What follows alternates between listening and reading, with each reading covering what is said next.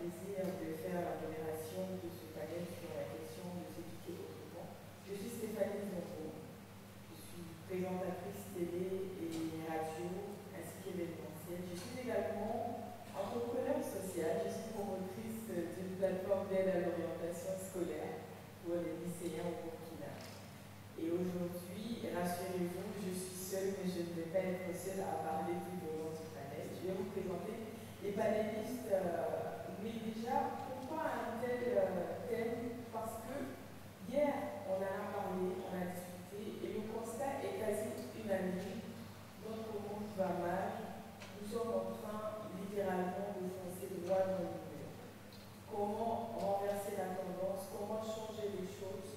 On va s'accorder à dire que c'est plus impactant d'intervenir dès la base, en amont, de transmettre les bonnes valeurs, les bons process et la bonne considération de notre monde aux plus jeunes, à nos jeunes frères, à nos enfants, pour que la génération future soit meilleure, soit plus en phase avec le monde et prenne un peu mieux soin de notre planète qui est notre maison commune. Et pour ce faire, comment y arriver? Si aujourd'hui nous sommes le fruit et le résultat de l'éducation que nous avons reçue, on peut se poser des questions justement sur cette éducation. Beaucoup diront ça ne va pas. L'idée n'est certainement pas de dire tout va mal, on change tout, sinon aujourd'hui on ne serait pas en train de réfléchir ainsi, puisque nous sommes le fruit de cette éducation. Mais nous sommes conscients aujourd'hui qu'il y a pas mal de choses qui mériteraient d'être pensées autrement afin d'améliorer les choses. Quel type d'humain nous voulons construire pour demain? Quel type de valeurs nous voulons leur donner? Qu'est-ce qu'il faut revoir ou changer dans notre façon de transmettre aux plus jeunes? Quand on parle d'éducation, immédiatement on entend école. Alors, on regarde nos systèmes scolaires, est-ce qu'ils sont adaptés en termes de contenu, en termes d'approche, en termes de méthode pédagogique? Certains seront tentés de dire non immédiatement, d'autres diront il y a du bon, mais il y a fort à faire pour changer les choses. Le plus intéressant dans tout ça, c'est qu'il y a ceux qui ont sauté le pas, qui ont décidé d'apporter leur pierre, de faire changer les choses, de faire autrement, d'éduquer autrement. Et ce sont les panélistes de ce panel pour qui je vous demande d'applaudir avant que je vous les présente un petit peu.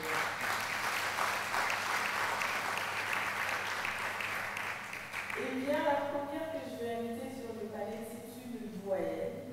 Alors, comme vous allez la voir, vous n'allez pas faire forcément le rapprochement entre son nombre d'années d'expérience et son corps. Elle est journaliste de formation à la base, éducatrice panafricaine. Elle a une longue expérience en Europe, dans les Caraïbes, où entre autres, elle est journaliste et éducatrice en Europe pendant 30 ans. Elle va rester dans les Caraïbes où elle va transmettre son savoir à travers l'éducation pendant une vingtaine d'années. Et depuis 26 ans, elle est au Bénin, où elle continue de cultiver et de créer des humains différents. Elle est fondatrice de Sévast, qui est un espace de vie. Et dans Sévast, vous trouverez Ecologia, qui est une structure de transmission qui permet de faire des humains plus en phase avec la nature, qui considère autrement notre monde. Elle veut créer une société d'hommes en phase avec la nature. L'éducation, c'est son credo, c'est son cheval de bataille. Et ça fait plus de 2000 enfants déjà impactés. Elle les reçoit dès l'âge de 6 ans pour toute leur primaire. Ils apprennent de plusieurs manières, de façon holistique. Et elle est aujourd'hui avec nous pour partager son expérience. Je vais vous demander d'applaudir très fort pour Merdia qui est rejoint dans ce panel. Merci beaucoup, Merdia.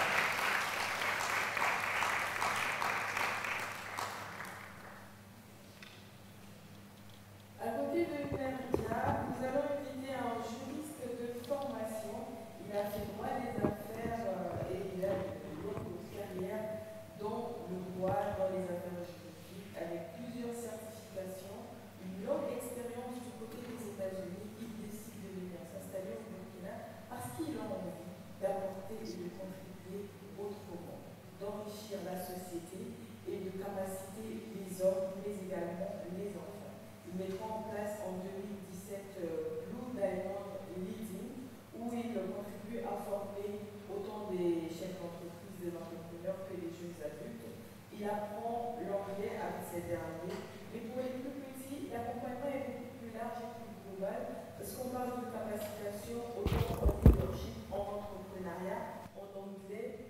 soft skills et tout ce qu'il faut pour construire un homme qui est épanoui et qui est très bien intégré.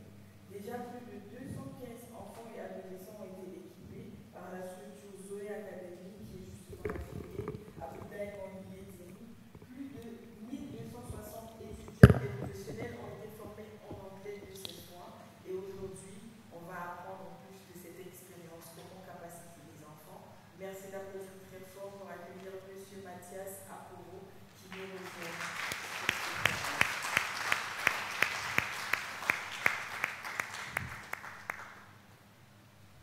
Elle a l'enseignement dans le sang, fille et petite fille d'enseignance, et sans surprise qu'elle se retrouve à transmettre à son tour. Géographe de formation, elle a longtemps évolué dans ce secteur et aujourd'hui encore, puisqu'elle enseigne la géographie et les sciences humaines, mais pas que. Elle est cofondatrice et associée gérante d'une école maternelle. Ça va faire du bruit, c'est déjà ouvert là. Mais pour encore pousser plus loin l'impact de son Comme c'est long, ça va aller. C'est bon, ça peut aller. Une approche pédagogique active et participative pour permettre aux enfants de se cultiver et d'être sainement accompagnés. Elle met en place également une structure de formation des enseignants. J'espère que je ne sais pas. Et learning, j'espère que je n'ai pas écorché. Et elle a chaque année plus de 400 élèves qui sortent de son école et 40 enseignants formés et capacités pour transformer les écoles et transformer le système d'enseignement. Merci d'accueillir Claire Azoulay.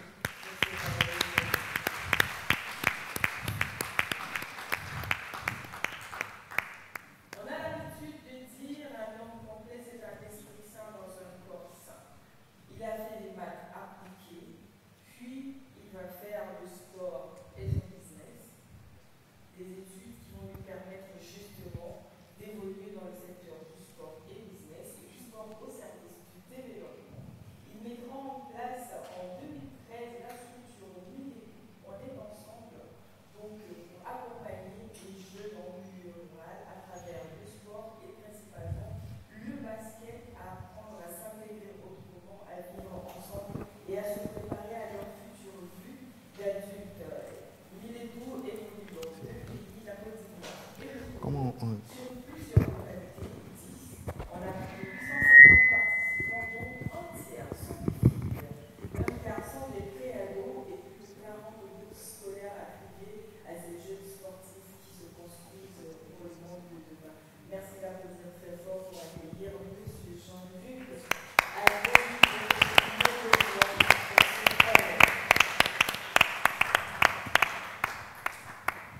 Bonjour à tous, j'ai envie de dire à l'entame merci. Merci pour ce que vous faites, merci pour le partage, merci d'être présent et merci pour ce que vous avez donné. Et surtout merci pour le changement et la transformation, j'en suis sûre, qui va opérer à la suite de ce panel. Bienvenue à chacun et à tous. J'espère que ça se passe bien depuis hier. Je vais dire bonjour à l'Assemblée avant de démarrer les activités. Merci. Oui. Eh bien, bonjour la famille. Nous sommes vraiment très heureux. On n'entend pas, Merja. On va applaudir pour la technique.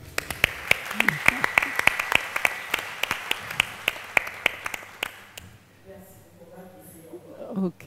Donc, bonjour. Cette fois-ci, on m'entend? Toujours pas. Ah, ah. On change de micro?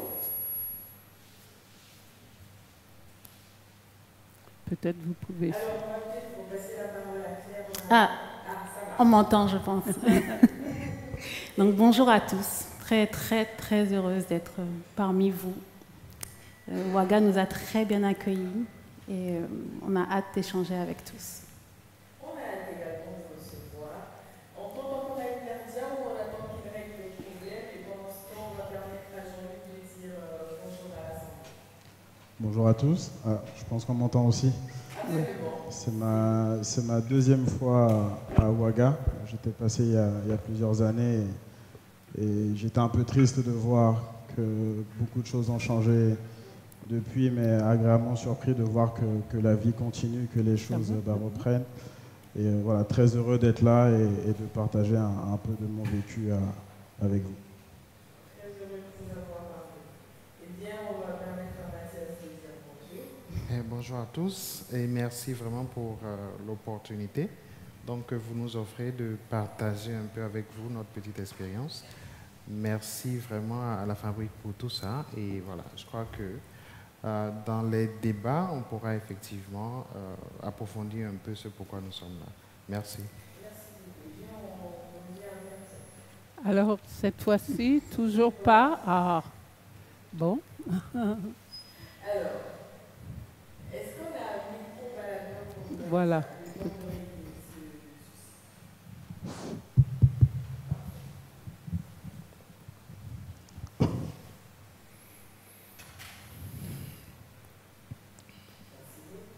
Merci. Oui, oui, oui, ça marche. Oui. Bonjour la famille, merci à la Fabrique de nous permettre d'être rassemblés ici ce matin. Merci pour l'espoir que vous confortez en chacun de nous de voir autant de jeunes présents, cette efficacité, et on a hâte d'échanger. À tout. Merci beaucoup. Eh bien, alors, pendant 2 heures de temps, nous allons échanger ensemble. On va vous permettre de vous exprimer. 2 heures. On va apprendre de votre expérience, de ce que vous faites, de comment vous procédez, les changements que vous avez opérés dans votre approche et les résultats que vous avez réussi à atteindre à travers votre méthode. Et ensuite, on va permettre naturellement aux participants de poser des questions s'il y a lieu. Mais avant tout, il est question de s'éduquer autrement. Pourquoi faut-il s'éduquer ou éduquer nos enfants autrement? Je pose la question à tout le monde avant de rentrer dans les détails de notre panel. Maintenant, aujourd'hui, pourquoi faut-il s'éduquer autrement? Bien, déjà, ce qui nous a frappés, c'était la nécessité de renforcer en nos enfants l'estime de soi, l'estime de nous en tant que peuple, en tant que panafricains, en tant qu'héritiers d'un patrimoine naturel magnifique. Et nous ne voyons pas ça dans les programmes scolaires conventionnels. Je crois qu'il faut enlever celui-là. 2 micros.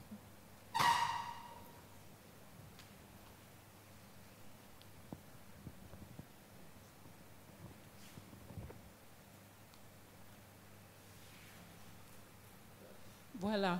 Donc, nous avons voulu ajouter à l'existant ce qui nous semblait indispensable pour que nos enfants puissent devenir des êtres épanouis.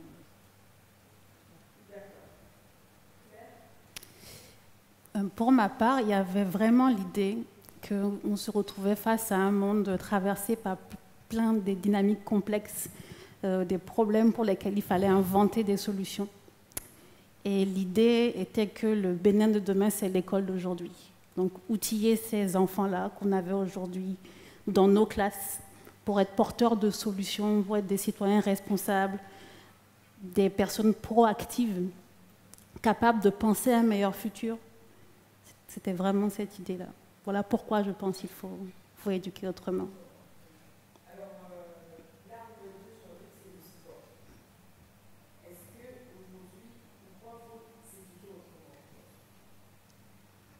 Alors, bon, moi, c'est vrai que c'est le sport que j'utilise comme outil, mais comme mes grandes sœurs et nos mamans, c'était un problème plus vaste, moi, qui m'avait touché. Je suis né au Togo, je suis parti et je suis revenu il y a une douzaine d'années. Et des échanges que j'avais, ce qui me gênait le plus souvent, c'était le manque de cohésion sociale. Et de voir autant de disparités entre les populations et surtout l'absence de classe moyenne, je me posais cette question de comment est-ce qu'on pouvait trouver un outil pour rassembler le plus de personnes possible pour qu'elles avancent dans la même direction. Même si au final, elles ne vont pas faire la même chose, je trouvais que le sport était puissant pour définir un objectif commun. il va avoir les meilleurs joueurs, il va avoir les joueurs du banc, il va avoir ceux qui vont apporter l'eau, mais il faut un certain nombre de personnes ensemble pour y arriver, et c'est là où je trouvais que le sport était un très bel outil, surtout le sport collectif était un outil intéressant pour permettre aux personnes d'avancer dans la même direction.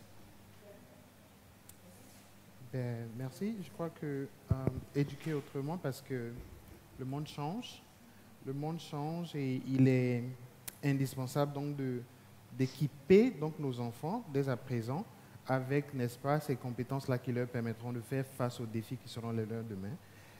Éduquer autrement également parce que malheureusement l'Afrique est restée, je veux dire, dans ce rôle-là de continent complexé, et nous voulons aujourd'hui donner à nos enfants la capacité effectivement de pouvoir se considérer comme des personnes qui peuvent participer pleinement à l'économie mondiale et apporter également leur pierre, n'est-ce pas, au développement, n'est-ce pas, de notre continent. Donc, éduquer autrement pour toutes ces raisons-là.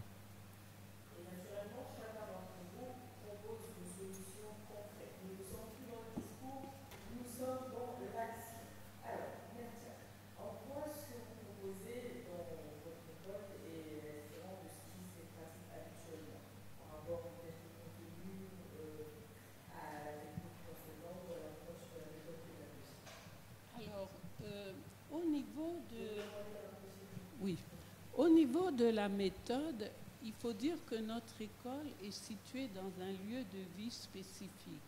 Elle est située dans la nature, dans un...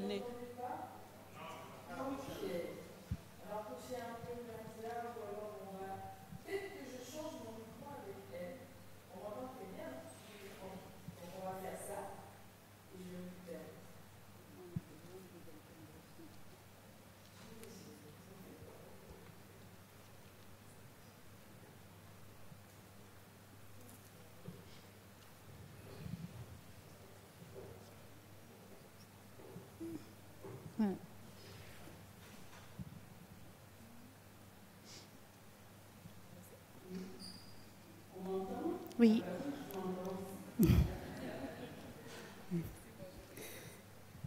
Alors, nous disions que notre école est située dans un lieu de vie, c'est-à-dire que nous sommes au sein d'une forêt classée au Bénin, et l'État nous a octroyé 4 hectares, et c'est dans ce lieu qu'est située l'école.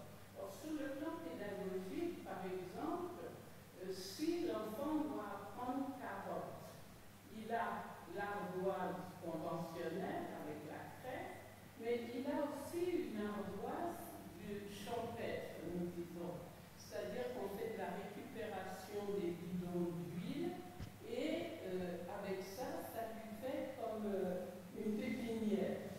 Donc il va apprendre à mettre la graine de carotte dans son ardoise champêtre et aussi apprendre à l'écrire. C'est-à-dire que nous avons voulu que l'école soit quelque chose de concret, quelque chose qui, d'une certaine façon, y introduit le ludique et que ça ne reste pas que l'acquisition de savoir abstrait. Ça, c'est l'exemple par rapport à l'agroécologie. Et l'autre chose qui nous a semblé fondamentale, étant panafricaine, c'est que nos enfants aient comme généalogie tous nos héros. C'est-à-dire que les enfants de notre école connaissent Thomas Sankara, connaissent Rosa Parks, c'est-à-dire que tous ceux qui ont permis à l'humanité d'avancer dans la lumière, eh bien, ce sont leurs tontons et leurs tantes. Je pense que ça s'applaudit. Et au niveau des petits poussés, Claire? Alors, aux petits poussés, je pense qu'on pourrait résumer ça en 5 points. Le premier, c'est vraiment d'avoir une école bienveillante, donc, où des éléments comme le châtiment corporel sont bannis. On a une réflexion sur la neuroéducation, comprendre que tous les enfants n'apprennent pas de la même façon, au même rythme, et comprendre comment individualiser leur parcours pour qu'il soit le plus adapté à chaque enfant. Donc ça, c'est sur la bienveillance. On a un rapport à l'identité. que les enfants se connaissent eux-mêmes, connaissent le Bénin, puissent se situer par rapport au continent et au monde, qui pour nous est très important. Il y a toute une éducation au développement durable, où on a un bâtiment de 4 étages où le toit a été converti en... Les 400 mètres carrés sont un jardin potager. Toutes nos sorties, nos classes se font... Enfin, pas toutes nos sorties se font dans des espaces naturels. Et on prévoit au moins une classe dehors par trimestre pour que les enfants apprennent à l'extérieur, en contact avec la nature ou avec d'autres personnes que juste leurs enseignants ou les 4 murs de la classe. Et il y a tout un pôle aussi sur les compétences du futur, qui sachent collaborer, qui soient créatifs, toute la capacité à résoudre des problèmes, qui sachent communiquer aussi, qu'ils aient un esprit critique. Donc ça, c'est le pôle compétences. Et sur bienveillance, identité, développement durable, mais aussi compétences, on forme les enseignants. Ce qui pour nous est le pilier d'une éducation de qualité, c'est former des enseignants à accompagner les enfants, parce qu'ils ne peuvent donner que ce qu'ils ont eux-mêmes reçu. Donc voilà ce qu'on fait au Petit Poucet. De différents et, par rapport aux autres écoles. Alors, on va dire que Mathias n'est pas dans le cadre de la classe, mais quand même, il y a un apport différent. Absolument. Qu'est-ce que vous faites différemment?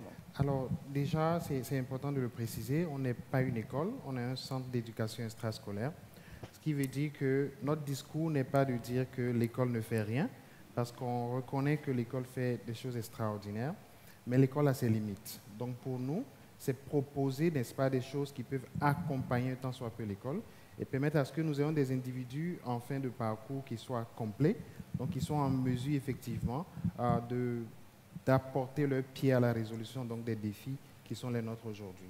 Alors concrètement, ce que nous faisons, nous enseignons 5 types de compétences. Nous avons par exemple l'anglais, donc que nous enseignons de manière pratique. Pourquoi? Parce qu'aujourd'hui, le monde se globalise et on sait que des jeunes gens aujourd'hui au Burkina Faso gagnent de l'argent aux États-Unis, à Londres, un peu partout, simplement parce qu'ils ont des compétences, mais surtout parce qu'ils ont la clé qui est la langue, donc qui leur permet, n'est-ce pas, de pouvoir échanger avec, n'est-ce pas, ses potentiels clients. Donc nous permettons à nos enfants, il est scientifiquement prouvé que l'enfant qui commence dès le bas âge à apprendre une langue maîtrise beaucoup plus facilement qu'un adulte qui commence après. Donc pour nous, c'est faire en sorte que les enfants soient dans un cadre qui leur permette, n'est-ce pas, d'acquérir ces compétences de manière pratique et de pouvoir les exploiter un peu plus tard. Le deuxième type de compétences que nous proposons, donc ce sont, en fait, c'est le bloc leadership entrepreneuriat. On nous a souvent posé la question de savoir, mais un enfant, qu'est-ce qu'un enfant sert à l'entrepreneuriat? C'est sous-estimer en fait les enfants. Parce que lorsque vous créez en un enfant le déclic dès le bas âge, n'est-ce pas, pour tout ce qui est observation de son environnement, tout ce qui est questionnement, n'est-ce pas, des problèmes qu'il y a autour de lui, ça lui permet un peu plus tard de devenir, n'est-ce pas, quelqu'un qui apporte des solutions. Donc nous offrons ce bloc de compétences et après nous avons ce que nous appelons les soft skills, donc les compétences non techniques. Je crois que Claire parlait tout à l'heure un peu de ces compétences-là dans lesquelles nous on se retrouve particulièrement. La prise de décision, donc bâtir la confiance des enfants, leur permettre par exemple d'acquérir des compétences du parler en public, etc. Ça, c'est des compétences non techniques. Et le dernier bloc dont j'ai envie de parler, c'est le bloc technologique, parce qu'aujourd'hui, on sait que la technologie est au cœur, n'est-ce pas, de tout ce que nous faisons, et nous voulons préparer nos enfants, n'est-ce pas, à ce monde-là, qui est déjà d'ailleurs la réalité d'aujourd'hui. Donc en gros, voilà ce que nous faisons. Le dernier bloc étant les compétences, n'est-ce pas, sociales. Merci. Maintenant, pour ce qui concerne Jean-Luc, on est également en dehors du cadre, on va dire, scolaire classique, parce que c'est vraiment l'approche par le sport. Mais à l'école, on fait du sport souvent. Donc, en quoi est-ce que votre approche diffère et qu'est-ce que vous apportez de plus aux enfants?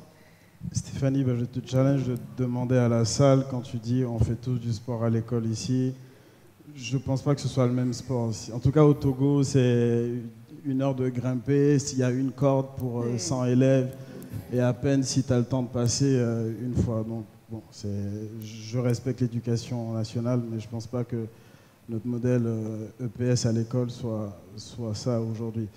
Mais nous, ce qu'on fait, et je suis content en tout cas de partager ce panel, parce qu'il y a plein de choses qui se recoupent. Il faudrait même déjà être sûr qu'on va travailler ensemble après, parce qu'on a plein de choses à apprendre les uns des autres. Claire a parlé des éducateurs, des professeurs. quand j'ai commencé l'aventure Miledou, j'avais une chose, une certitude, c'était que la base allait être les coachs. J'ai quitté le Togo à l'âge de 13 ans sans les parents et j'ai toujours su que mes coachs en Europe avaient joué un rôle clé. Sans savoir ce que j'allais apprendre par la suite, je savais que la base allait être les coachs.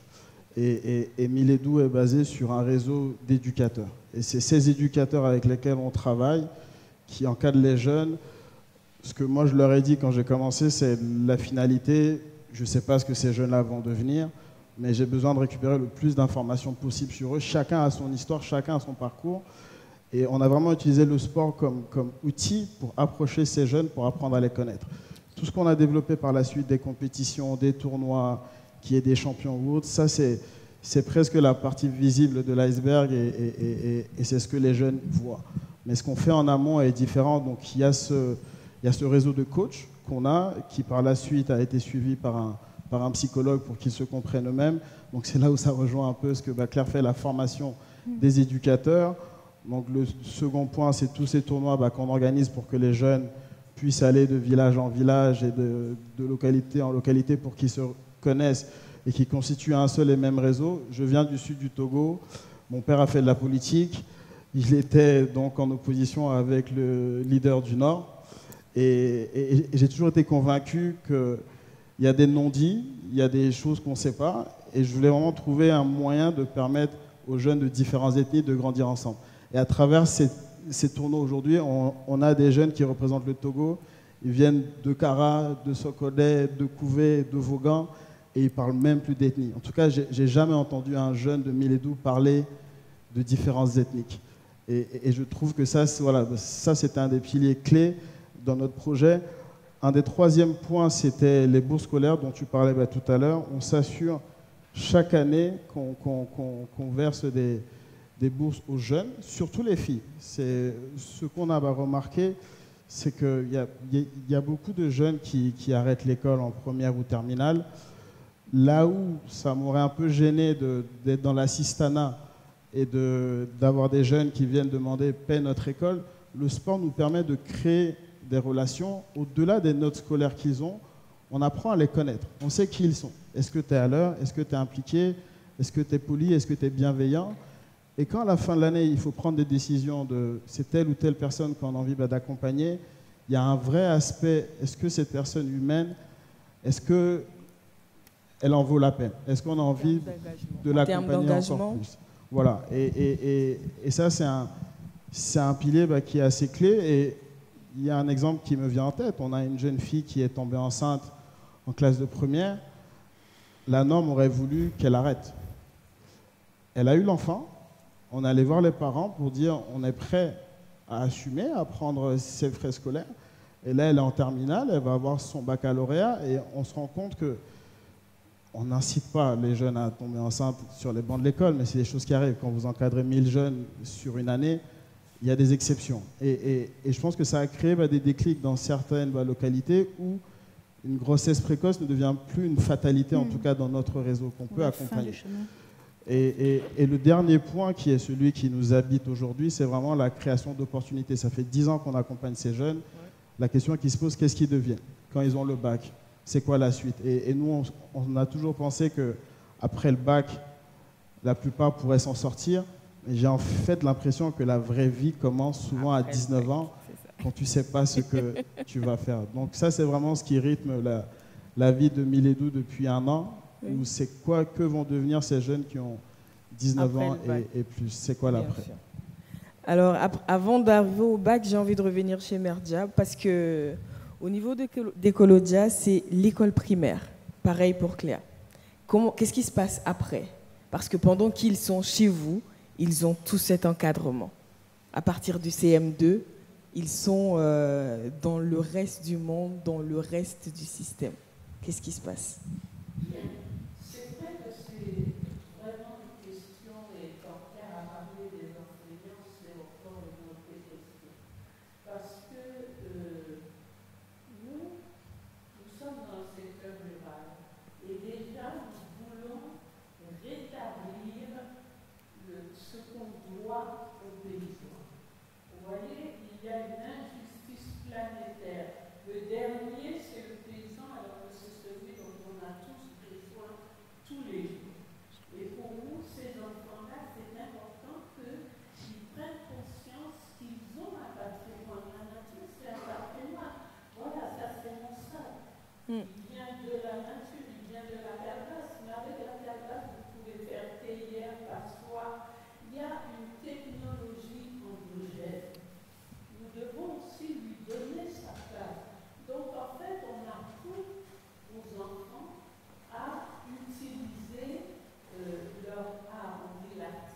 d'art utilitaire.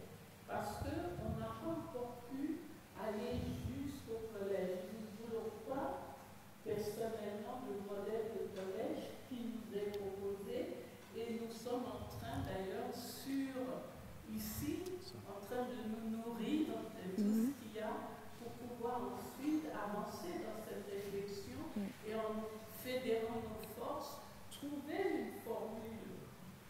Parce que voilà, nous sommes en train de réinventer l'éducation. une société qui nous correspond. Oui, Claire? Alors, sur ce point, moi, j'ai une réponse très précise. On a une maternelle et une primaire. Et les 3 premières années d'apprentissage des enfants sont fondamentales parce que c'est la période où le cerveau se constitue encore. Je pense que dans la façon dont mon école va évoluer, on ne fera pas de collège. Par contre, on va se concentrer sur créer d'excellentes écoles maternelles et primaires. Parce qu'une fois qu'ils ont ces compétences-là, je pense qu'ils pourront évoluer dans n'importe quel environnement secondaire. Deuxième facteur, l'État béninois investit énormément au niveau du secondaire, formation technique, formation générale. Donc, il y a une offre dense et de qualité. On crée ce qui n'existe pas aussi en tant qu'entrepreneur. Ce qui explique pourquoi aussi, je trouve ça très intéressant de se concentrer sur les premières années de vie et d'apprentissage, parce que ce bagage-là les suivra toute leur vie. D'accord. Alors, j'ai une petite question par rapport à... On a eu des éléments de réponse quand même, mais je vais quand même revenir dessus. Je me dis que c'est important de mettre le doigt sur quel a été le déclic. À quel moment Merdia s'est dit « il faut que Ecolodia existe ». Bien, nous nous sommes dit quand nous sommes arrivés, par exemple, au Bénin, et que nous avons vu qu'il y avait des déscolarisés, et souvent, les premiers que nous avons rencontrés, nous nous sommes rendus compte qu'à cette époque-là, il y en avait un ses premiers élèves, c'est parce qu'à cette époque-là, on tapait beaucoup les enfants des écoles. Et lui, c'était quelqu'un qui avait du caractère. Et il disait un jour, il va rendre un point au professeur et ça va être une catastrophe. Donc il préférait ne plus aller à l'école que d'y aller et risquer ce problème-là. On lui a proposé de venir. Parce qu'il faut dire, nous, on a commencé notre école vraiment de façon très empirique. On a fait un avatar, mis des tables et commencé à transmettre le savoir. Parce que, et comme je dis encore, c'était vraiment ce qui nous avait choqué, c'est que quand on demandait aux enfants, mais qu'est-ce que fait ton père, par exemple, il allait dire, il n'est que paysan. Et ça nous choquait, on disait, comment que? Donc c'était cette démarche-là. Et ensuite, eh bien, les enfants se sont tellement épanouis qu'on nous en a amené d'autres. Et finalement, le système nous a un peu rattrapés parce que quand nous commençons, nous ne disons pas qu'on va faire passer le CEP aux enfants, on n'est pas parti dans cette démarche-là. Mais ils sont allés au CEP et pendant 5 années de suite, on avait 100% de réussite. Donc ça a fait s'interroger sur cette expérience qui est en train de se faire dans la forêt. J'oublie toujours Claire. C'est à quel moment on décide, quand on est... Parce que c'était un héritage, l'enseignement chez toi, de se dire, c'est bien, mais il faut plus. C'est quoi le déclencheur? Alors, je ris parce que grand-père enseignant, parents enseignants, et je m'étais juré que jamais je n'enseignerais. Parce qu'il n'y avait pas de limite. J'ai toujours vu mes parents suivre leurs élèves à la maison, les faire venir pour expliquer, corriger des copies, faire 100% de leur vie était dans l'enseignement. Ils étaient tous les deux enseignants passionnés. Et je m'étais dit, mais jamais je n'aurai cette vie. Je ne peux pas passer. Ça prend beaucoup trop de place. Et le déclic, c'est un retour au Bénin, où je me rends compte qu'avec mes frères, je suis la Benjamine de la famille, de la fratrie, et où je me rends compte que je ne suis pas satisfaite du pays que je trouve. Et mes 2 frères décident de retourner en France, et moi je me dis, mais si on part tous, mais jamais ça ne changera. À un moment, il faut mettre les mains dans le cambouis, il faut se donner les possibilités d'avoir un meilleur avenir. C'était vraiment, le déclic s'est situé là. À un moment, il faut le faire. Pas toujours attendre de l'État ou des autres. À un moment, il faut s'y mettre et il faut le faire. Au-delà de ce manque de cohésion sociale qui pousse Jean-Luc à se dire « il faut que je fasse quelque chose », est-ce qu'il y a un autre élément déclencheur? Moi, j'ai envie de dire, il y a deux phases. Il y a la première phase où je rentre au Togo, j'ai la volonté d'aider. Et je pense que c'est la partie simple de l'entrepreneuriat. C'est qu'on se laisse un peu porter, on y va. Et il y a l'autre moment où on se rend compte du chantier. Et là, on se pose la question, est-ce qu'on y va vraiment ou pas? Et moi, ce moment-là, donc on a commencé le projet le 4 mars 2013 au Togo. Et c'était vraiment une idée de cohésion sociale, d'emmener les jeunes ensemble. Et je suis parti par la suite vivre en Côte d'Ivoire, où je travaillais dans les médias. Et un ami m'avait invité pour venir partager mon expérience à la prison d'Abidjan avec des jeunes qui avaient commis des meurtres, des viols, des cambriolages. Et je posais la question de qu'est-ce que tu veux que j'aille faire là-bas? Parce qu'un jeune de Milédou, pour qu'on soit vraiment efficace avec lui, on a besoin de passer au moins 1 an avec lui. On ne prend aucune décision en dessous d'une saison. Donc aller à la prison, faire 1-2 séances, c'est intéressant, mais qu'est-ce que ça va apporter? Mais on l'a quand même fait. La première séance, on a joué. Je suis sorti de la prison, j'ai eu honte, parce que je n'ai pas eu d'éducation religieuse. Mes parents sont très religieux, mais j'ai été éduqué en France, à la maison, avec le sport, avec la télé, et j'avais une perception vraiment du méchant, très hollywoodienne. En allant à la prison, en voyant des jeunes normaux, entre guillemets, je me suis dit, mince, qu'est-ce qui se passe? Lors de la 2e séance à la prison, j'y suis retourné, il pleuvait, donc le terrain n'était pas praticable. Et là, j'ai dit aux jeunes, écoutez, on va faire un exercice. Disons que j'ai 1 million de francs CFA, vous êtes 20, et je peux investir dans vos idées. J'ai eu une 2e fois honte parce qu'ils avaient tous plein de projets. Ils avaient tous des idées en tête. Ils avaient tous cette volonté de s'en sortir, d'avoir une femme, des enfants. Et c'est vrai que je suis sorti de la prison en me disant, on est passé à côté de quelque chose. Comment Milédou peut faire pour aller plus loin? Et d'entendre des jeunes qui disent, j'ai pas prémédité de tuer, j'ai pas prémédité de commettre un viol, ça fait froid dans le dos. Et je me suis dit, mais à quel moment il y a cette partie de toi que tu ne maîtrises pas, qui te dépasse et qui va commettre l'irréparable, et tu es incapable de dire tu ne sais pas ce qui s'est passé, tu ne sais pas comment c'est arrivé. Et l'histoire voulait qu'au même moment, moi je faisais un travail sur moi-même avec mon psychologue, et en allant voir mon psy en lui disant comment c'est possible qu'un jeune à l'intérieur ait une telle violence qui est capable de tuer son prochain, et qui me regarde droit dans les yeux et il me dit qu'il n'a pas prémédité. Et la question que le psy m'a retournée, c'est est-ce que toi-même, tu n'as jamais eu cette violence qui t'a dépassé? Et là, ça m'a renvoyé à toutes mes années en France, où mon père a été en prison pour la politique, où les militaires sont rentrés chez nous, où cette chose-là a toujours été en moi, cette violence, mais que j'ai toujours réussi à extérioriser grâce au sport. Et j'ai toujours eu cet espace, et je me suis dit, mais attendez, est-ce qu'on n'a pas une autre mission que cette portée de cohésion sociale, ou aussi d'utiliser cet espace qu'on a pour permettre à chaque jeune d'être mieux aligné avec lui-même? Et la beauté de nos langues, c'est que le mot, il est le même. Milédou, être avec les autres ou être avec soi-même, au final, c'est la même chose. Et à partir de 2017, c'est là où le grand chantier a commencé et qui m'emmène jusque là aujourd'hui. Et pour moi, la vraie mission de Milédou a commencé après cette visite à la prison d'Abidjan. Et plus que la cohésion sociale, c'est vraiment cette notion de bien-être et être aligné avec soi-même. Et qu'on peut le faire avec n'importe quel enfant. Et vous parliez des tout petits. C'est que nous, c'est vrai qu'aujourd'hui, on travaille avec ceux qui ont le bac ou autres, mais on est en train de baisser le panier, parce que le panier de basket, il est à 3,05 m. Et dans les pays développés, ils ont des paniers à 2,60 m. Là, je viens d'acheter un panier à mon fils qui est juste là. Okay. C'est pas pour travailler sur sa violence, hein, mais c'est pour qu'il prenne plaisir à la chose.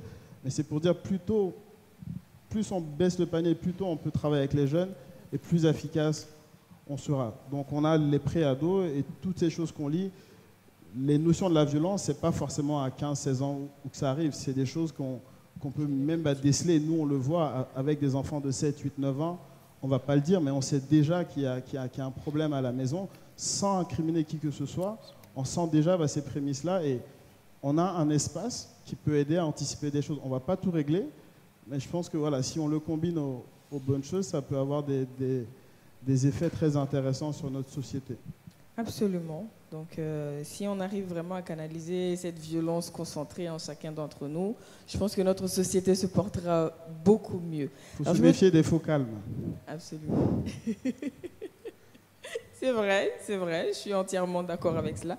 Alors, Mathias, par rapport à capacité autrement, au-delà de ce que l'on reçoit à l'école, au-delà de ce que l'on reçoit à la maison, parce que oui, la maison est également un cadre d'éducation.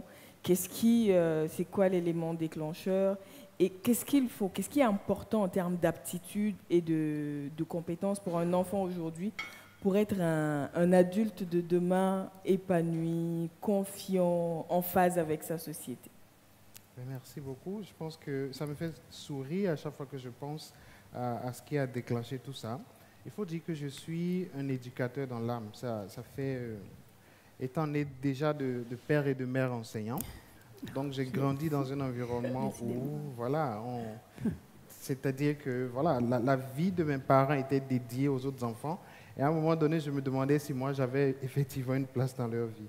Mais finalement, je crois qu'en 2016, à Phoenix, en Arizona, j'ai eu à participer donc à des stages au sein de plusieurs organisations, donc des entreprises sociales, donc qui en fait faisaient un travail extraordinaire avec la jeunesse. Et on voit aujourd'hui à Phoenix des changements, des transformations qui sont extraordinaires et qui sont en fait le fruit du travail de jeunes gens, donc dans la vingtaine, et qui font effectivement des choses extraordinaires. Alors quand je suis rentré, tout de suite ce que je voulais pour mes filles, c'était leur changer d'école, parce que j'estimais que ce que l'école leur donnait en fait n'était pas suffisant pour leur permettre effectivement de pouvoir être des acteurs de changement dans ce lendemain-là qui se créait déjà aujourd'hui. Malheureusement, j'ai fait le tour de plusieurs écoles internationales et les frais qu'il fallait payer étaient tels que voilà, je n'avais pas les moyens effectivement de faire ça. Alors, je me suis dit, écoute, nous avons déjà une entreprise qui équipe des jeunes gens, qui leur permet, n'est-ce pas, de renforcer leurs capacités en anglais et en leadership notamment. Pourquoi ne pas essayer en fait d'élargir un peu la chose? Et c'est là qu'est née l'idée en 2021 de Zoé Academy. Et je crois que ça fait 3 ans donc qu'on s'implique de manière vraiment, je vais dire, avec tout le cœur donc dans la vie de ces enfants. Et l'idée, c'est de permettre à ce que d'ici 5-10 ans, ces enfants puissent effectivement faire la différence dans la société. Alors pour répondre à la deuxième question, je crois que ce qui est important pour l'être humain, c'est de se découvrir lui-même. C'est de savoir en réalité qu'il a un potentiel, qu'il a quelque chose à offrir à l'humanité, qu'il n'est pas né pour rien en réalité. Et pour nous, nous permettons donc à nos enfants, à travers donc des activités purement ludiques et pratiques, donc de découvrir en réalité le potentiel qui est en eux, mais aussi de comprendre qu'en fait, ils ont une responsabilité. Le sauveur que nous attendons tous en Afrique, en fait, il est déjà là, c'est nous-mêmes. Donc si nous n'apprenons pas à nos enfants à déjà comprendre qu'ils sont les sauveurs en réalité de nos États, ça va être très difficile plus tard parce que personne ne sera responsable de rien. Et au bout du compte, la chose, en fait, la situation dans laquelle on se trouve aujourd'hui va continuer parce que justement, il n'y a pas de jeunes gens qui décident effectivement de prendre en fait les choses en main et de faire des transformations. Donc voilà un peu l'idée derrière Zoé Academy en fait. Voilà. Absolument. Merdia veut réagir à cela? J'ai eu l'impression que vous vouliez réagir à sa réponse. Non, je trouvais ça très intéressant et très bien, c'est vrai. C'est vrai que on n'a pas à attendre. Nous pouvons. En fait, il faut que nous prenions conscience du pouvoir que chacun de nous représente. Et ça, il faut réussir à le transmettre à l'enfant. Il faut réussir, comme on dit, sortir de cet état de victime qui nous a accompagnés trop longtemps. Donc, c'est ça, quoi. J'appréciais. Oui, vas-y. Merja parlait au tout début de l'estime de soi. Oui. C'est vrai que moi, j'ai eu cette chance-là d'avoir deux penseurs qui m'ont aidé et qui m'ont accompagné sur toutes mes questions existentielles. Et c'est vrai avant que mon père ne disparaisse, je lui avais posé cette question de comment est-ce qu'on pouvait sauver notre humanité et notre continent, et il m'avait répondu, il faut réconcilier l'homme avec Dieu. Et j'avais ramené cette question au psy pour lui dire voilà ce que le vieux a dit, et il m'a dit je pense qu'il a raison, mais il faut réconcilier l'homme avec ce Dieu en chacun de nous. Et je pense que pour se dire qu'on a cette capacité de contribuer, de sauver, il faut avoir une certaine confiance en soi. Mais comment faire en sorte qu'il y ait une combinaison de confiance en soi pour se dire moi aussi je peux sauver, mais de rester quand même humble pour pouvoir vivre avec les autres. Et c'est là où je trouve que la définition de l'estime de soi, c'est que tu as cette confiance en toi, mais qui ne se fait pas au détriment de l'autre. Et c'est là où que je trouve que c'est puissant de dire oui, que chacun peut sauver. Et le Dieu du ciel, il est là, mais il y a aussi un Dieu en chacun de nous. Et c'est quoi le cheminement pour aller le trouver et faire sa part? Je pense que c'est peut-être là un des grands défis qu'on a à travers l'éducation. Absolument. Et en parlant justement de cette notion de confiance en soi, d'estime de soi, et ramener cela au sport. Parce que quand on voit les grands sportifs sur des compétitions à l'échelle mondiale, on a l'impression ça émane d'eux une confiance en soi sans borne, mais ils sont sûrs qu'ils sont les maîtres du monde, comme on le dit. Est-ce que c'est le sport qui transmet ça ou ça vient d'ailleurs? En tout cas, moi, je ne pense pas que ce soit que le sport. Après, on a le cadre sportif. Mais comme tout outil, si on ne l'utilise pas correctement, ça n'apporte pas les résultats escomptés. Je pense, oui, que le cadre sportif peut aider à travailler la confiance en soi d'un jeune et d'un enfant. Mais les superstars dont vous parlez, je travaille pour la NBA depuis 3 ans et on voit des champions passés qui ont extrêmement peur. Ils ont une fausse confiance pour beaucoup d'entre eux sur le terrain pour pouvoir gagner et détruire le prochain. Mais cette notion d'être bien avec soi-même, c'est quelque chose qui se cultive et ça prend énormément de temps. Ça passe par les éducateurs. Et même notre président, donc à la Basketball Africa League, qui est la ligue pour laquelle je travaille, il nous dit souvent, c'est qu'à chaque fois qu'il doit prendre une prise de parole, il a peur. Il a cette peur, il a cette petite voix en lui, mais il n'a pas honte de le dire parce qu'au final, c'est du travail. Moi, j'ai passé les 13-14 premières années de ma vie en étant bègue. Et après, c'est un travail, c'est un processus. Et c'est ça qui est beau dans le sport, c'est qu'un jeune qui arrive, il ne sait pas faire de double pas, il ne sait pas tirer. Mais il fait confiance à ce cadre qu'on a créé pour apprendre, pour évoluer. Et je pense que c'est comme la confiance en soi. Si on m'avait appelé il y a 7-8 ans pour faire une conférence, j'aurais dit non. J'aurais trouvé une excuse ou envoyé une autre personne. Mais à force de s'exercer, à force d'essayer, je pense que ça vient. Et c'est ça, on a une génération qui arrive qui veut tout de suite. Qui ne veut pas prendre le temps. Et nous, on a plein de jeunes qui viennent dans nos programmes et qui abandonnent très vite parce qu'ils n'ont pas le résultat qu'ils veulent. Et c'est là où, nous, le tri se fait. Le monde, tout le monde ne peut pas être au top. Et c'est là où le cadre sportif, il nous plaît bien parce qu'on crée des process, on crée un cadre. Tu fais confiance aux éducateurs et on t'emmène d'un point A à un point B. Et ça va être la même chose pour ta vie de demain.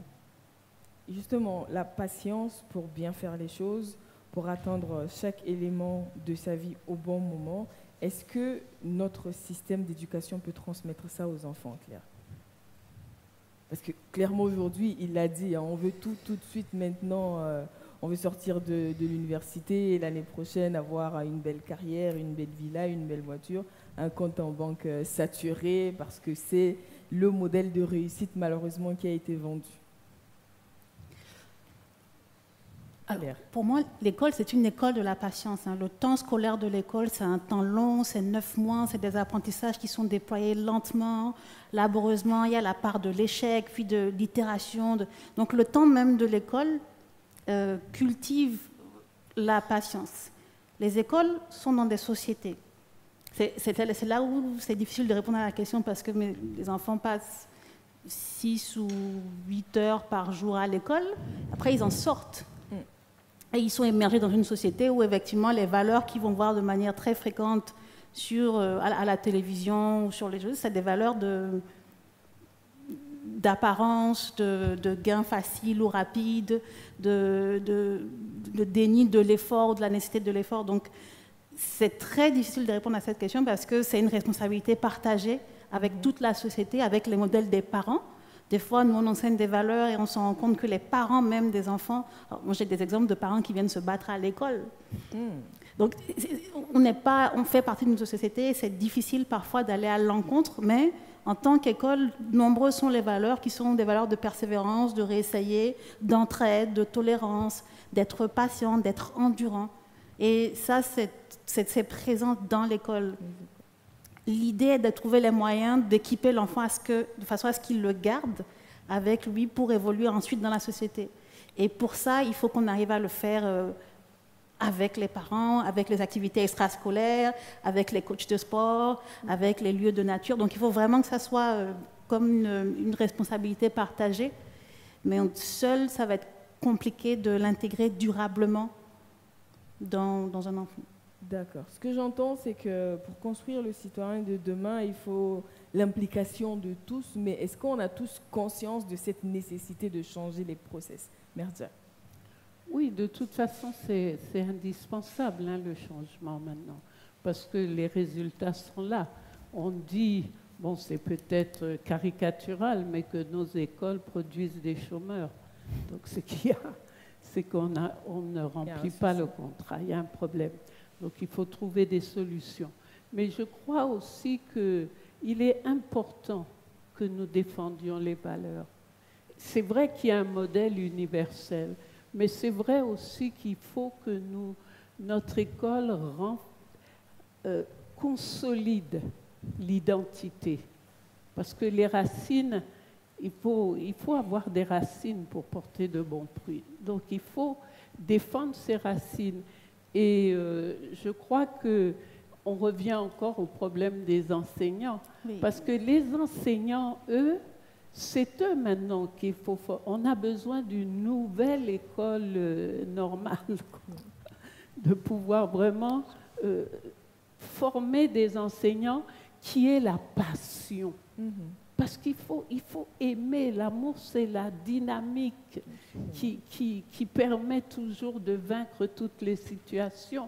Et il y a beaucoup de gens maintenant, aujourd'hui, tu vois, ils sont enseignants, mais parce que c'est ce qu'ils ont trouvé à faire, pas parce qu'ils ont cette vocation.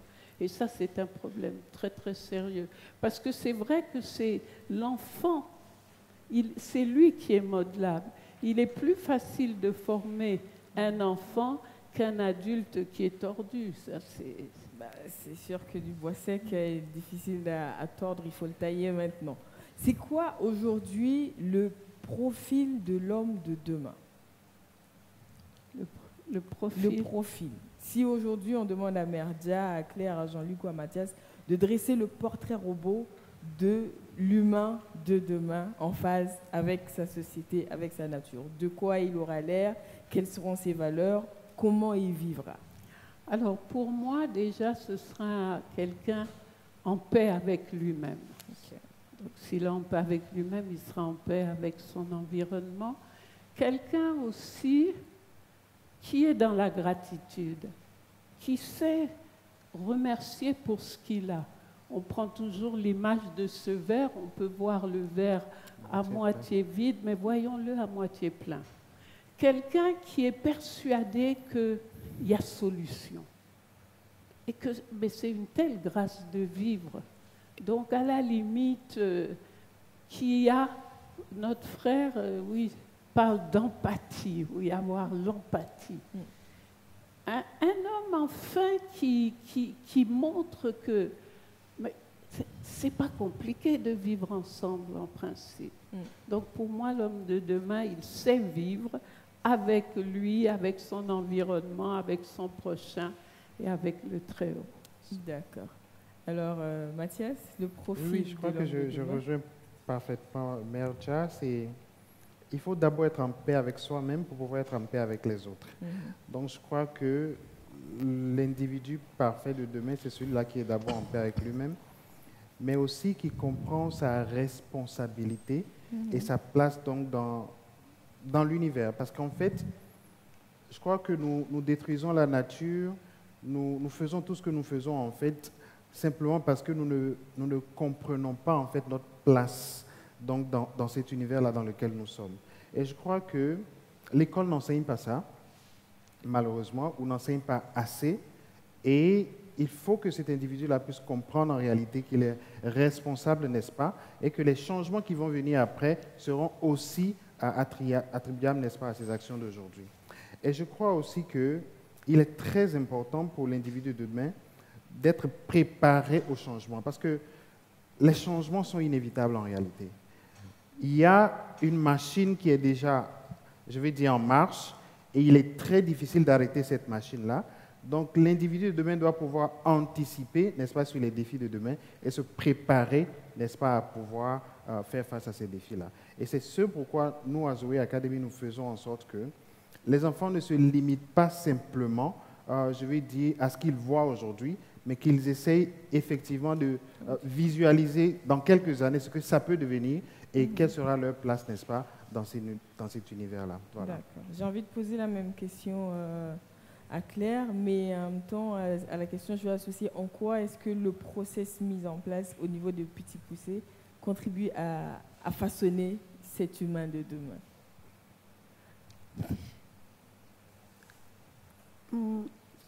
Alors, je pense que je rejoins tout à fait ce qu'ont dit la mère Dja et Mathias. Moi, en peu d'années, ça fait 2 années que je gère l'école, je peux parler de l'impact que je vois sur les enfants pendant qu'ils sont avec nous et peut-être extrapoler sur les humains que je pense qu'ils vont devenir grâce à ça. L'exemple qui me touche le plus, c'est le jardin. On est à Cotonou. On a les enfants élevés en appartement, comme on dit, et même quand c'est une maison, tout a été bétonné, donc des enfants qui n'ont pas de contact avec la nature et que ça n'intéresse même pas.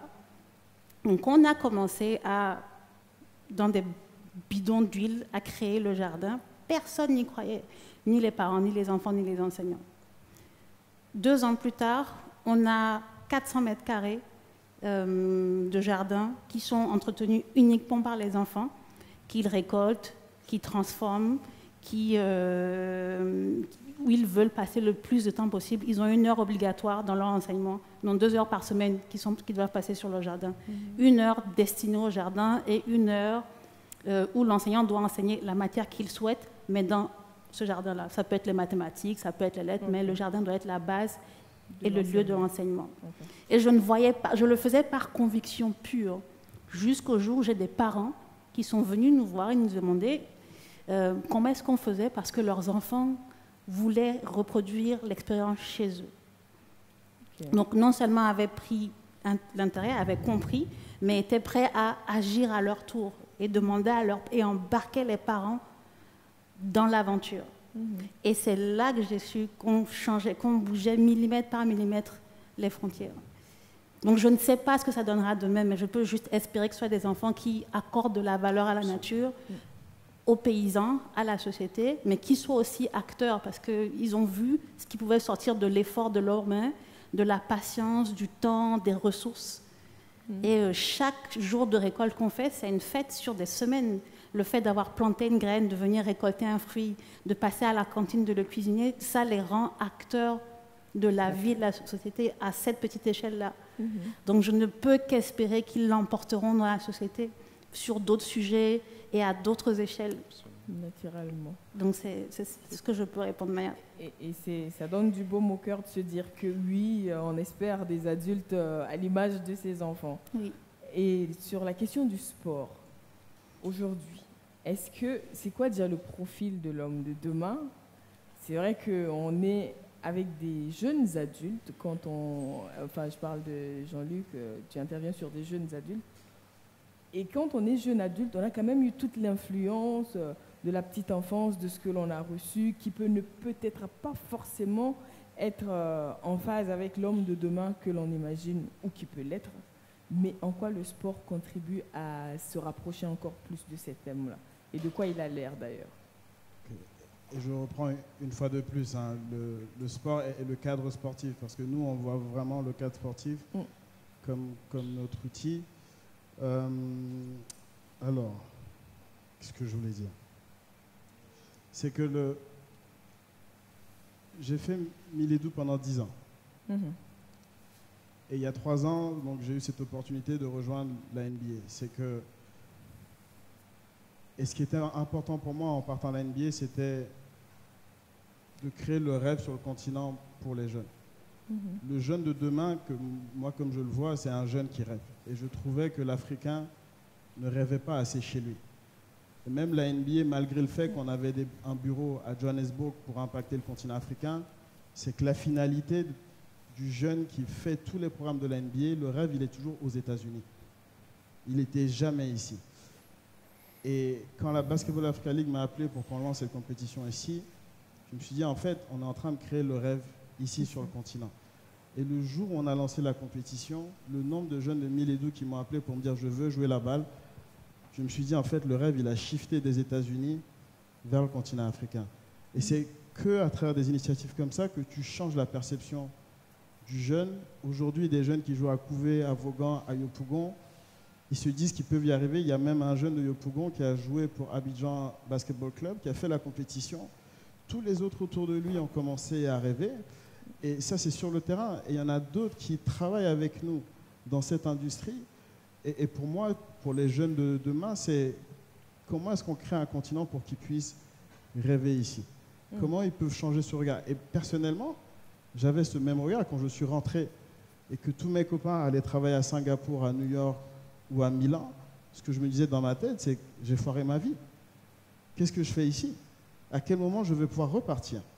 Quand 2 ans après, on m'a proposé un job pour aller en France, j'ai dit non. Et je me suis dit, en fait, c'est là où j'ai gagné ma mission vis-à-vis de moi-même, c'est de changer ce regard que j'ai sur le sable à côté de moi, que j'ai sur la route non goudronnée, de se dire à quel moment ces jeunes qui sont là, qu'on accompagne, vont se dire qu'il y a tout chez eux. C'est extrêmement facile à dire pour des gens éduqués, qui lisent, qui voyagent.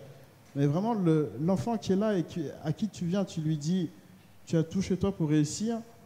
Moi, c'est ce que je voudrais pour eux, pour l'enfant de demain, c'est qu'il change de regard sur son propre environnement, qu'il comprenne qu'il a sa chance. Et même tous ces jeunes qu'on voit quitter les petits villages ou les petites villes pour venir s'installer dans la capitale, ça va être un problème pour nous. Même les pays qui font le plus en Afrique, j'étais au Rwanda il n'y a pas longtemps, Paul Kagame a beau tout faire.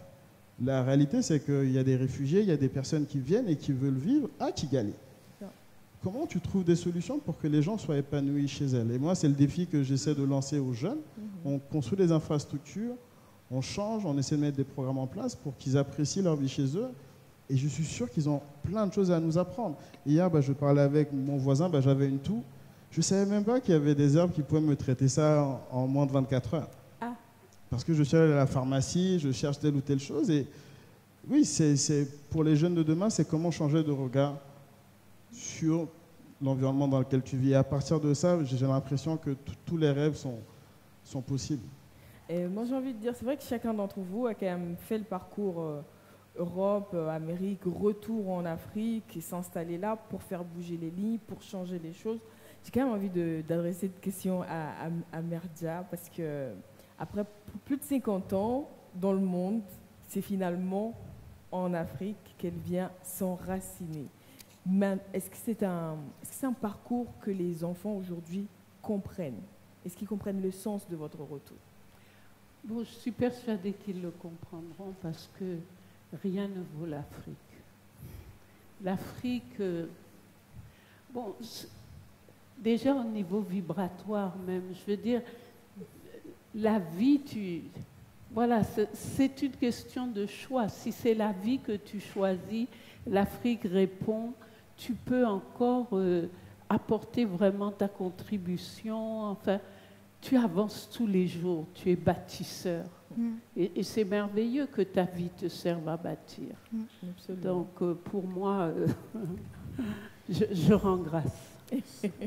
Nous rendons grâce également pour votre retour. Alors, le thème de ces journées de l'entrepreneuriat social, c'est penser commun, agir comme un. Est-ce que aujourd'hui, l'éducation que l'on transmet à nos enfants les amène, les incite ou leur donne même envie d'agir comme un, de fonctionner à l'image des 3 mousquetaires, comme quelqu'un l'a dit ce matin, tous pour un pour tous? Est-ce qu'on retrouve ça dans nos systèmes d'enseignement, dans nos systèmes de transmission, d'éducation? Merci. Bien, de toute façon, que ça se passe aujourd'hui, là, ici, c'est que c'est le temps. Le temps est venu pour ça. Et c'est fondamental.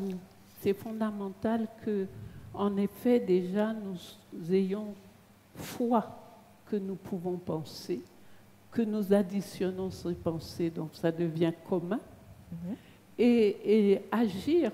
Ce que vous avez réalisé là, la fabrique, c'est beau, vous avez agi, et chacun de nous dans nos départements.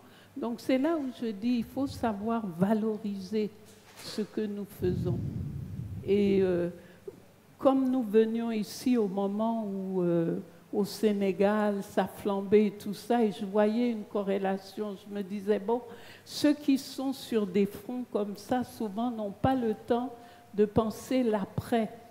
Et c'est des rencontres comme celle-ci qui nous permettent d'envisager quelle sera l'éducation, quelle sera la santé. Parce que nous avons aussi ce travail à faire pour cette société plus juste, qui permette à chacun vraiment de s'épanouir. Donc, il faut que nous l'enseignions à nos enfants. Et ça, tu peux le faire tout petit. Il y a l'histoire de l'Afrique du Sud avec le concept d'Ubuntu. Je suis parce que nous sommes. Et une sœur a écrit d'ailleurs un livre sur la pédagogie Ubuntu.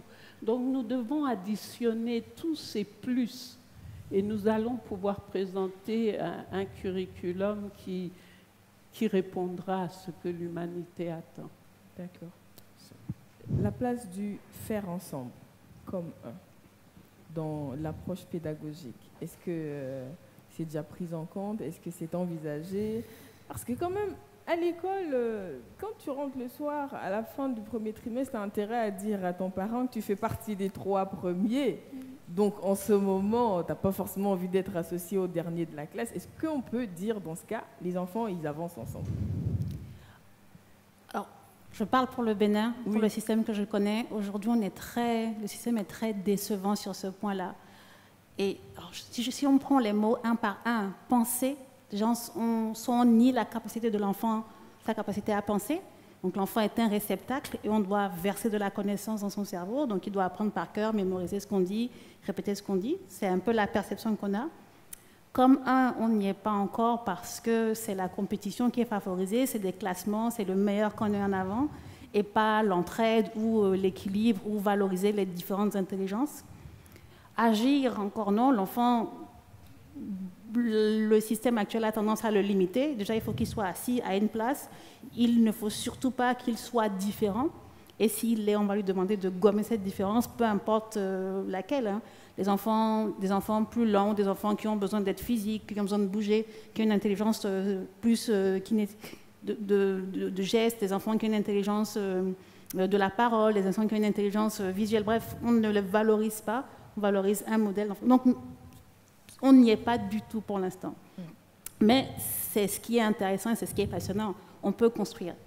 Et on peut commencer à réfléchir à comment est-ce qu'on favorise la collaboration et non pas l'individu, ou comment on arrive à équilibrer les deux, qu'ils aient aussi bien des notions sur qui ils sont, comment ils sont, et se définir en tant qu'individu, et pouvoir travailler en groupe.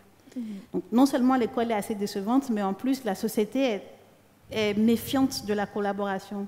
Les gens ont du mal à travailler ensemble parce qu'ils n'ont pas appris, mais aussi parce qu'il y a des méfiances culturelles où c'est difficile de faire émerger en commun.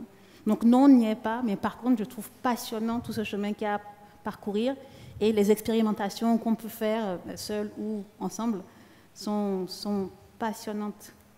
Et c'est surtout important et intéressant de mettre le doigt dessus et de se dire, il y a un problème à ce niveau, comment on fait pour avancer? Exactement. Moi, j'ai envie de dire, quand on parle dans le cadre sportif, pour le basket, qui est quand même un sport collectif, l'équipe gagne ensemble. Mais il y en a toujours qui se démarquent. En ce moment, est-ce que l'ensemble est vraiment fonctionnel? C'est là où je trouve que le basket est à l'image de la société, c'est qu'il te faut toujours un ou deux très bons joueurs pour porter l'équipe et qui sont capables de faire des choses que les autres ne font pas. En tout cas, moi, très vite, j'ai accepté ma place sur le terrain. Je savais que ce n'était pas moi qui allais mettre les 20 points par match, mais je faisais des choses que les autres ne voulaient pas faire, ou des choses que les autres ne pouvaient pas faire. Quand il y avait un ballon qui traînait sur le sol et qu'il fallait plonger pour le prendre, je le faisais. Et c'est quelque chose que j'ai cultivé. Aujourd'hui, dans le programme que je pilote, ceux qui réussissent le plus, ce n'est pas forcément ceux qui mettent les 20 points. On a des jeunes qui viennent et qui pensent que c'est un programme de basket. Et quand ils ont le bac, qu'ils n'ont pas d'opportunité basket pour aller plus loin, ils vont peut-être à la fac ou ça continue. Et puis il y en a d'autres qui sont venus, qui ont su qu'il fallait qu'ils trouvent leur place, qu'il y avait plein d'opportunités sur ce terrain-là et qui se retrouvent aujourd'hui à travailler chez Microsoft aux États-Unis ou à faire des belles choses en France ou ailleurs ou même sur le continent. Et moi, je pense que c'est un message qui est important. S'il y a un point qui m'intéresse, c'est la complémentarité. C'est que c'est primordial. Il ne faut pas que tout le monde cherche la lumière. Et ce n'est pas forcément ceux qui sont à la lumière qui sont le plus heureux aussi. Et c'est un message qu'on essaie de véhiculer. Comment être heureux pour son prochain? Est-ce que tu prends autant de plaisir à ce que ton coéquipier, tu lui fasses la passe et qu'il marque, ou que tu marques toi-même? Et ce n'est pas des notions sur lesquelles on a besoin de mentir. On peut être honnête les uns envers les autres. Moi, ça m'arrive que j'ai des collègues qui réussissent des choses et je suis un peu jaloux. Mais c'est à toi de faire ton introspection et de comprendre pourquoi dans cet environnement concret, pourquoi dans cette culture qu'on a, pourquoi je n'arrive pas à être heureux pour mon prochain. Qu'est-ce que je traverse? Et donc, je pense que c'est à l'image de la société. C'est vraiment, est-ce que l'environnement est bon? Et quand on voit chez les Rwandais, je ne dis pas que c'est parfait, mais je pense qu'il arrive à les ramener le plus souvent ensemble, à leur parler, à définir un objectif commun. Et dans ce cadre-là, certains vont réussir des choses plus que d'autres. Mais il faut que tout le monde ait quand même le minimum. Et c'est peut-être souvent pour ça que les gens n'ont pas le minimum aujourd'hui. Si tu ne manges pas, si tu as l'impression d'être pauvre et de traverser des peines sans cesse, ça va être extrêmement compliqué d'être heureux pour ton prochain. Donc, c'est peut-être ça, c'est d'instaurer le strict minimum. Et après, peut-être c'est plus simple de cultiver l'entraide, le bonheur pour l'autre. Moi, ça m'arrive à la maison. Enfin, ma femme a rejoint ma compagnie. Elle réussit mieux que moi cette année et ça arrive. Il y a des années comme ça. Mais le matin, elle reçoit des félicitations de notre président. Elle travaille sur les RSE. Le soir, moi, je m'occupe du business dev. Les chiffres ne sont pas rentrés. Je me prends un message pour m'incendier. Et elle veut venir me partager sa journée. J'ai dit non. Là, je suis dans une phase où le sentiment que j'ai au fond de moi ne me permet pas d'être heureux pour toi. Et je pense que dans notre société, il faut qu'on fasse extrêmement attention à ça. Ça ne peut pas être parfait. Mais comment on fait en sorte, dans une société, d'être un minimum contents les uns pour les autres? Sans ça, je ne vois pas comment est-ce qu'on peut avancer ensemble. Juste avoir un but commun et un objectif commun. Je pense qu'il y a quelques présidents qui arrivent, pas tous, mais il y en a quelques-uns qui arrivent à essayer de pousser pour ça. Arriver à fédérer les énergies, les forces pour atténuer certaines faiblesses, tirer le meilleur de chacun pour réaliser quelque chose de grand pour tous. Est-ce que ça fait partie de ce que Zoé Academy transmet aux enfants? Voilà, déjà je veux dire que le défi c'est d'être excellent sans être individualiste. Et ça, c'est cohérent parce que nous n'avons pas tous les mêmes formes d'intelligence. Il y a des enfants qui en classe seront toujours premiers, mais dans d'autres domaines, ils ne pourront rien faire en fait. Et ça, il faut le comprendre. Il faut comprendre que le référentiel de l'école est limitée et ne permet pas en fait de faire découvrir en fait tout ce que les enfants ont en eux. Et c'est pour ça que moi j'arrête tout de suite de me baser en fait sur le rang, donc selon ce que l'école fait, pour définir que tel enfant est intelligent ou pas. Parce qu'il y a plusieurs formes d'intelligence et le plus important c'est de les découvrir, de les promouvoir et de permettre à ce que l'enfant puisse l'utiliser pleinement. Alors à Zoé Academy, nous avons, déjà pour revenir un peu sur la question de la patience, je crois qu'aujourd'hui notre société va tellement vite qu'à un moment donné, on se demande véritablement si nos enfants auront même le temps dans la journée de souffler un peu, voilà, de prendre le temps de boire un verre d'eau et de véritablement apprécier ce moment, etc. Parce que ça va trop vite. Et les parents, malheureusement, dans cet environnement-là, n'ont pas vraiment le temps d'enseigner aux enfants ces valeurs-là qui sont essentielles donc, pour l'avenir. Parce que si nous vivons dans une société où tout le monde est pressé tout le temps d'aller, de faire ceci ou de faire cela, au bout du compte, en fait, l'individualisme va continuer à grandir. Et pour nous, à Zoé Academy, nous avons un atelier particulièrement que nous appelons Histoire et valeurs africaines, où nous enseignons, n'est-ce pas, aux enfants des valeurs qui sont celles de la société africaine.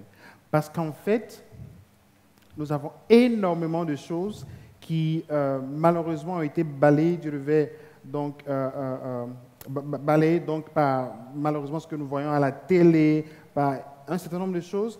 Et ça fait qu'aujourd'hui, c'est très difficile pour nos enfants, en fait, de pouvoir se poser et de s'identifier aux valeurs qui sont celles africaines. Donc nous, dans cet atelier-là, nous avons souvent des discussions avec les enfants. On fait souvent des jeux de rôle, des illustrations et tout, pour permettre aux enfants, effectivement, de pouvoir visualiser le type de société qu'on pourrait avoir en mettant donc dans la balance les valeurs qui sont celles africaines. Donc on enseigne des valeurs, par exemple, comme l'entraide, comme la valeur de la famille, le respect des aînés, etc. Ces choses-là, malheureusement, disparaissent complètement aujourd'hui de nos sociétés. Et ce n'est pas parce que les parents ne veulent pas, mais c'est simplement parce qu'ils sont obligés de courir pour entretenir leurs enfants, parce que la société aujourd'hui va malheureusement trop vite. Voilà. Absolument, la société va trop vite et il faut également que les solutions soient à l'image de cette accélération. J'ai une question. J'ai envie de dire, je connais la réponse, mais je la pose quand même. Parce qu'il y a une deuxième question juste derrière qui sera la dernière. Et on va passer la parole à l'Assemblée. Est-ce que vous pensez aujourd'hui que ce que vous faites doit être généralisé, mis à l'échelle?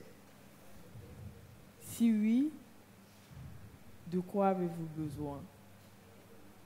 Je pose la question. Sinon, pourquoi? Tranquille, parce que j'ai posé la question, donc j'imagine la réponse, mais je vous laisse répondre quand même. Mathias. Alors, je pense que oui, parce que si nous voulons véritablement des individus qui deviennent véritablement des acteurs du changement pour l'Afrique, nous avons besoin de changer la manière dont nous faisons les choses. Et le deuxième élément, c'est que nous sommes lancés dans une mission, en fait, d'impacter 10 millions de vies dans 8 pays francophones d'Afrique de l'Ouest d'ici 2030. Et nous travaillons à impacter 1 million ici au Burkina, avec bien sûr des services à la fois en présentiel et aussi en ligne. Mais la question essentielle pour nous aujourd'hui, c'est de savoir si, d'ici quelques années, on pourra effectivement se dire que le parcours que nous avons eu jusqu'ici a effectivement apporté quelque chose de positif à la société. Alors, aujourd'hui, malheureusement, ce que nous faisons, nous sommes un peu comme des gens qui prêchent dans le désert parce qu'il est difficile encore de montrer aux parents la pertinence, n'est-ce pas, de ce que nous faisons. Quand tu dis à un parent, par exemple, je veux permettre à ton enfant de participer à des activités qui lui permettent, par exemple, d'augmenter ses capacités de prise de décision, ou je veux permettre à ton enfant de participer à des activités qui vont lui permettre d'augmenter sa confiance en lui pour qu'il puisse peut-être apprendre à dire non, à dire stop quand il le faut. Alors le parent tout de suite te regarde et dit, mais écoute, l'enfant n'a pas encore suffisamment de temps pour étudier les mathématiques et tu veux en fait surcharger mon enfant. Donc pour nous, c'est véritablement un challenge, mais nous pensons que ces compétences-là sont vraiment indispensables si nous ne voulons pas juste former des robots, si nous voulons former des personnes qui effectivement sont en phase avec leur environnement et comprennent effectivement qu'ils sont au cœur donc, du processus et qui sont en mesure effectivement d'apporter ces changements-là que nous voulons tous. Qu'est-ce qu'il faudrait pour arriver à faire en sorte justement que tous les parents s'en rendent compte? Nous travaillons donc dans notre plan d'activité, nous avons un volet qui est plaidoyer. Donc nous travaillons à aller à la rencontre donc, des décideurs parce que vous savez, tout ce que nous faisons, impacter 1 million de gens n'aurait aucune importance, c'est ceux-là qui sont en mesure de prendre des décisions pour changer les choses. Au niveau de l'éducation, ne sont pas impliqués dans le processus. Alors, si là, dans la salle, il y a la personne qui décide pour l'éducation nationale au Burkina, qu'est-ce que vous lui diriez? Manifestez-vous, nous avons à vous parler. D'accord. Voilà. Manifestez-vous, on a à vous parler. Bien, je pose la même question à Jean-Luc. Non, c'est oui, un grand oui. D'accord. Mais c'est vrai que dans tous ces projets, le risque, c'est de perdre en qualité si on augmente en quantité. Il y a quelques années, on nous avait invités pour faire la même chose avec le football, pour faire plein d'autres disciplines. Je pense qu'on n'était pas prêts. Après, il y a eu la crise de Covid.